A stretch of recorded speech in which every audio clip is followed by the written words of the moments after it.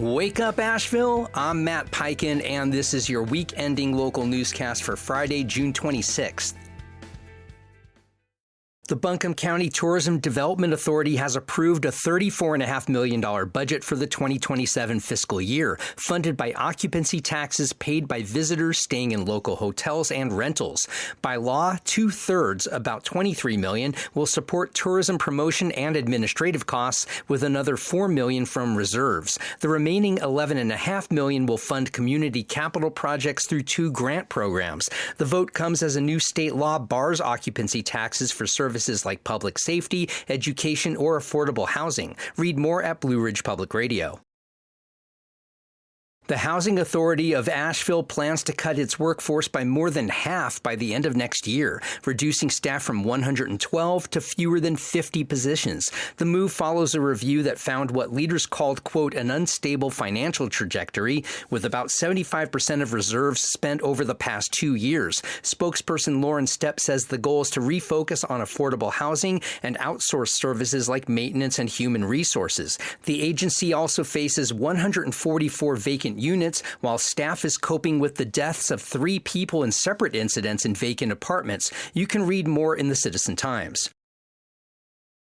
Madison County's historic courthouse in downtown Marshall could get new life as a cultural and events center. The Marshall Town Board plans to apply for a $10 million state grant through the North Carolina Department of Commerce's Renew North Carolina program, created to help communities recover from Tropical Storm Helene. The 1907 courthouse was heavily damaged in the flooding. The 1907 courthouse was heavily damaged by the flooding. County offices are now in a temporary site with a $90 million government services complex set to break ground July 31st.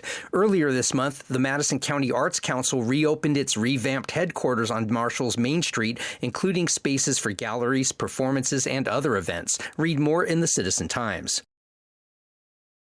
Asheville's Multimodal Transportation Commission is backing a proposed overhaul of the city's bus network with some key trade-offs. The draft plan would shift Asheville Rides transit toward more frequent 15 and 30-minute routes while eliminating 90-minute service. South Asheville and airport routes would see boosts, and riders overall could access about 10% more jobs. But areas like Beaver Dam, Kenilworth, the Grove Park Inn, and the Social Security office could lose service. Commissioners urge City Council to explore lower-cost on-demand options. The panel is also updating the city's 11-year-old traffic calming policy after strong public feedback. Read more in the Mountain Express.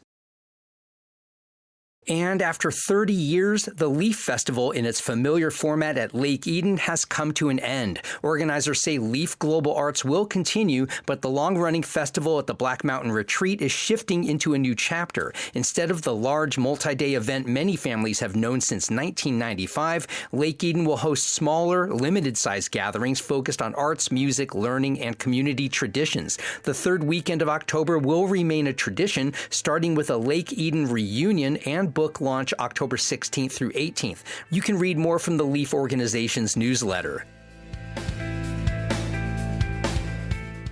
If you don't have plans tomorrow night, well, even if you do, you should change them, because you should go to the jazz concert at Mars Landing Arts Center in Mars Hill, featuring 2-time Grammy Award-winning saxophonist and composer Ted Nash in collaboration with pianist and composer Jeremy Walker. It starts at 7 p.m. For tickets and details, go online to marslandingartscenter.com. I will see you there.